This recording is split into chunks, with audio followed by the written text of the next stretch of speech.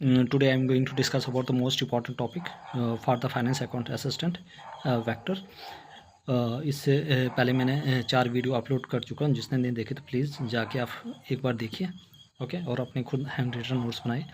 Show that each of the given 3 vectors is a unit vector. ये कह रहा है कि जो तीनों वेक्टर है ये हमने क्या करना है, शो करना है कि ये यूनिट वेक्टर है, ओके। 1/7 और हमारे पास twice of i cap plus thrice of j cap plus 6 of k cap, फिर 1/7 thrice of i cap minus 6 of j cap plus twice of k cap, और सिमिलरली ये वाला 1/7 6 of i cap plus twice of j cap minus thrice of k cap. Show that they are mutually perpendicular to each other. और हमें ये show करना है कि ये म्यूचुअली परपेंडिकुलर है आपस में, ओके। चलो शुरू करते हैं। अब हम क्या करेंगे, इसमें पहले मैग्नीट्यूड निकालेंगे ए वेक्टर का। सपोज हमने इसको क्या रखा है, ए वेक्टर। अब इसका मैग्नीट्यूड कैसे निकलेगा, देखो 2/7 होगा, 2 2 जा 4, 7 7 जा 49 प्लस, फिर उसके बाद आएगा 3/7, 3 3 जा 9 49 प्लस, फिर 6/7, 6 6 या 36 और 49। ये पूरा आ जाएगा 9 10, मतलब कि 36 और 4 आ गया 40 प्लस 9/49। क्यों 49? क्योंकि डिनोमिनेटर क्या है, सेम है। ये आ जाएगा √49/49, वो आ जाएगा हमारे पास 1, ओके। ए और ए का मैग्नीट्यूड आ गया हमारे पास ये। अगर आप सिमिलरली बी का निकालोगे तब भी 1 आएगा, और सी का निकालोगे, इसका निकालोगे तब भी 1 आएगा, और इसका सी का निकालोगे तब भी 1 आएगा, ओके। अब हमने क्या करना है, a vector dot B vector का डॉट प्रोडक्ट निकालना। अगर ये 0 आ गई तो इसका मतलब कि ये आपस में क्या है, परपेंडिकुलर है, ओके। याद रखना ये चीज़ है। और बी और सी का निकाल सकते हैं, और ए और सी का निकाल सकते हैं, ओके।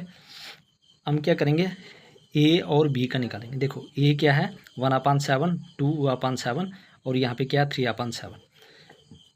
क्या आ जाएगा हमारे पास, 3 2 जा 6, 6/49, फिर उसके बाद -3 और -6, 6 3 जा 18, -18/49। ये आ गया आपके पास 49। उसके बाद आ गया 2 और 6 12/49 प्लस 12/49, ओके। अब सब में क्या देखो, 6/49 और 12/49 हो गया 18/49, 18/49, और उसके बाद फिर आगे 18/49 माइनस 18/49। ये आ जाएगा हमारे पास 0। इसका मतलब कि a vector dot B vector का जो प्रोडक्ट है वो आगे 0। इसका मतलब ये आपस में क्या है, अगर ए वेक्टर डॉट बी वेक्टर किसके बराबर होता है, 0, इसका इट मीन्स जो ए वेक्टर है वो परपेंडिकुलर है बी वेक्टर के ऊपर, ओके। तो इसका मतलब ये आपस में क्या परपेंडिकुलर है, ठीक है। उसी तरह से आप सी ए मतलब कि बी डॉट सी निकाल सकते हो, और ए डॉट सी भी निकाल सकते हो, ठीक है। तो हमें यहाँ पे पता चल गया, तो इससे हमें आगे निकालने की ज़रूरत नहीं पड़ेगी, okay. I hope everybody clear. Next one हमारे पास है, find a magnitude of A vector, magnitude of B vector if A vector plus B vector dot A vector minus B vector, वो आ गया हमारे पास 8 है। तो हमारे पास मैग्नीट्यूड ए है वो 8 ऑफ बी वेक्टर, ओके। हमारे पास क्या दिया हुआ है, ए और बी दिया, ए वेक्टर प्लस बी वेक्टर दिया है, a vector minus B vector, ठीक है। तो ये आ गया हमारे पास ए प्लस बी, और ये माइनस बी क्या होता है, ए का स्क्वायर माइनस बी का स्क्वायर। तो हम क्या करेंगे, मैग्नीट्यूड ऑफ ए का square minus magnitude of B का स्क्वायर, ओके। तो वो हमारे पास किसके बराबर है, वो है 8 के बराबर, ओके। अब हमारे पास दिया हो कि मैग्नीट्यूड ऑफ ए वो किसके बराबर है, 8 मैग्नीट्यूड ऑफ बी के बराबर। तो हम यहाँ पे क्या करेंगे, 8 मैग्नीट्यूड ऑफ बी वेक्टर, इसका क्या करेंगे square minus magnitude of B vector का, और आगे 8। यहाँ से क्या होगा, 8 8 से 64, और फिर मैग्नीट्यूड ऑफ बी का square minus magnitude of B का square is equal to 8, okay. तो यहाँ से क्या आ जाएगा, 64 बी का स्क्वायर, और ये आगे 63 मैग्नीट्यूड ऑफ बी का स्क्वायर इज इक्वल टू 8, और यहाँ से क्या आ जाएगा, मैग्नीट्यूड ऑफ बी का मैग्नीट्यूड ऑफ बी का स्क्वायर इधर आ जाएगा रूट लगेगा, ये आ जाएगा 2√2। उसके बाद मैग्नीट्यूड ऑफ बी ये आ जाएगा 2√2 का 63। ओके, अब हमने क्या निकालना, हमने निकालना है ये वाला ए। मैग्नीट्यूड ऑफ ए वो होता है हमारे पास 8 मैग्नीट्यूड ऑफ बी। ओके, तो magnitude of A 8, magnitude of B कितना है, मैग्नीट्यूड ऑफ बी अभी निकाला हमने, वो है हमारे पास ये वाला twice of √2 upon magnitude of 63, 16 √2 upon 63। Magnitude of a ये आ जाएगा 16 √2 अपन 63। ओके, तो मैग्नीट्यूड ऑफ ये क्या आ गया 16 √2 अपन 63। ये याद रखना इंपॉर्टेंट है, वेरी वेरी इंपॉर्टेंट। ओके, अब हमने क्या करना है इवेल्युएट कर, इसमें क्या करना है इवेल्युएट द प्रोडक्ट, हमें फिर क्या करना है इवेल्युएट करना प्रोडक्ट को। देखो हमारे पास ये दिया हुआ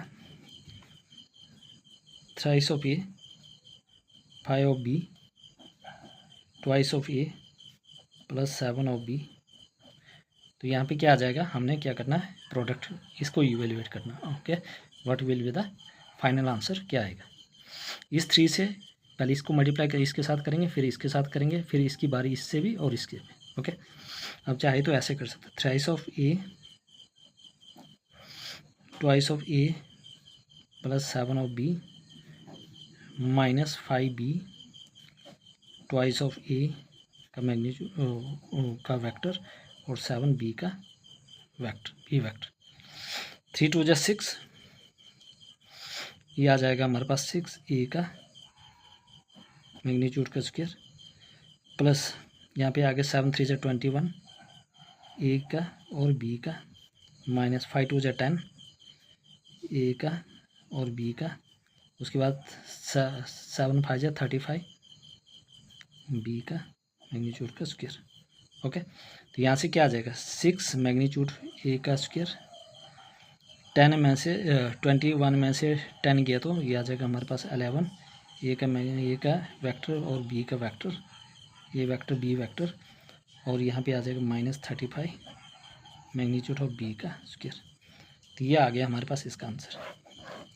ओके, तो ये आ गया हमारे पास, इसको इवेल्युएट करने के बाद ये हमारे पास आ गया आंसर। नेक्स्ट है हमारे पास find the magnitude of 2 vectors a and b having the same magnitude, जिनका मैग्नीट्यूड क्या है सेम है, such that the angle between them is, इनके बीच में एंगल कितना है 60 डिग्री, और द स्केलर प्रोडक्ट कितना है 1/2। ओके, तो हमारे पास थीटा कितना है, थीटा 60 डिग्री, और इनके जो स्केलर प्रोडक्ट है ए डॉट बी वो हमारे पास 1/2। ओके, तो अब हमने क्या निकाला find the magnitude of 2 vectors, हमें मैग्नीट्यूड निकालना 2 वेक्टर, क्या निकालना है मैग्नीट्यूड। ओके, हमें पता है कि कॉस थीटा किसके बराबर होता है, वो होता है a vector dot B vector upon magnitude of A vector और बी वेक्टर। अब कॉस थीटा कितना दिया है, कॉस थीटा दिया है 60 degree, cos 60 degree, a vector B vector हमें कितना दिया है 1/2 दिया है अपन मैग्नीट्यूड ऑफ ए और मैग्नीट्यूड ऑफ बी। कॉस 60 किसके बराबर होता है, कॉस 60 होता है 1/2 मैग्नीट्यूड ऑफ ए वेक्टर और मैग्नीट्यूड ऑफ बी वेक्टर, ये और ये कैंसिल हो गया, तो हमारे पास आ गए 1 इज इक्वल टू, मतलब कि ये आ गए 1 मैग्नीट्यूड ऑफ ए वेक्टर और मैग्नीट्यूड ऑफ बी वेक्टर, तो हमारे पास which implies magnitude of A और मैग्नीट्यूड ऑफ बी आ गया हमारे पास 1। ओके, तो find the magnitude of 2 vector, वो आ गया हमारे पास 1। ये आपने याद रखना, कॉस 60 कितना होता है 1/2। ओके, थीटा दिया है, इन दोनों का स्केलर प्रोडक्ट दिया 1/2, हमने फॉर्मूला लगाना है कॉस थीटा ए का vector dot B vector magnitude of A vector B vector और कॉस 60, मतलब कि हमारे पास ए डॉट बी वेक्टर 1/2 वो डाल दिया और कॉस 60 और 1/2, इन दोनों को काटने के बाद हमारे पास आ गया, कैंसिल करने के बाद मतलब ये दोनों को हमने क्या किया कैंसिल कर दिया 1/2, तो मैग्नीट्यूड ऑफ ए वेक्टर और मैग्नीट्यूड ऑफ बी वेक्टर होता है 1, तो ए और B vector magnitude of A और बी वेक्टर आ गया हमारे पास 1। Okay, no more the next page. अब हमारे पास है important find magnitude of X if for a unit vector A this and this, वो आ गया हमारे पास कितना है 12। तो हमने क्या निकालना है, फाइंड एक्स, हमने एक्स की वैल्यू निकालनी फॉर द यूनिट वेक्टर ये। ओके, अब हमारे पास क्या है एक्स, मैग्नीट्यूड ऑफ ये। ओके, अब ये हमारे पास क्या है, इज इक्वल टू 12 दिया है, तो यहाँ से क्या आ जाएगा, इसका स्क्वायर माइनस ए मैग्नीट्यूड का स्क्वायर, वो आ गया हमारे पास 12। ओके, अब ये हमारे पास क्या है, मैग्नीट्यूड ऑफ एक्स। अब मैग्नीट्यूड ऑफ ए जो दिया है वो ए वेक्टर, मतलब कि ए वेक्टर क्या है, यूनिट वेक्टर, यूनिट वेक्टर है तो मतलब 1, तो ए की जगह क्या डालूंगा 1 इज इक्वल टू 12। तो एक्स 12 प्लस 1, ये आ जाएगा हमारे पास 13, कितना आ गया 13।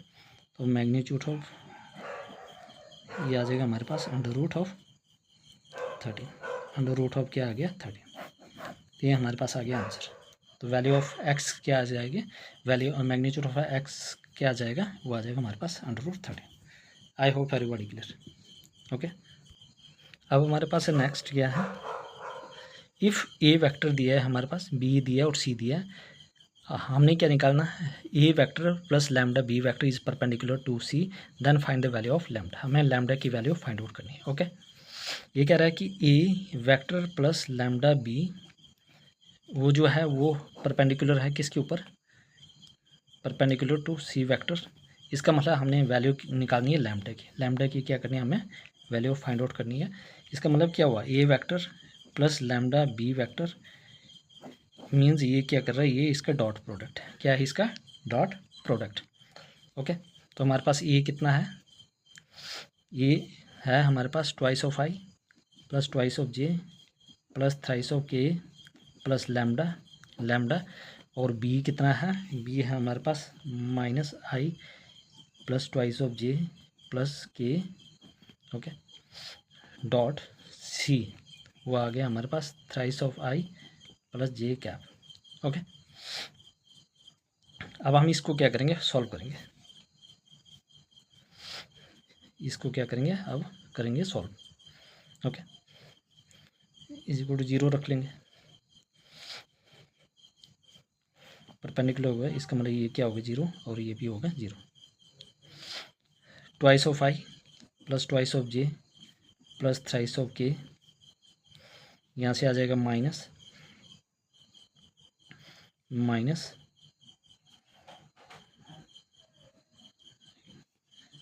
Plus 2 J cap lambda plus K cap lambda.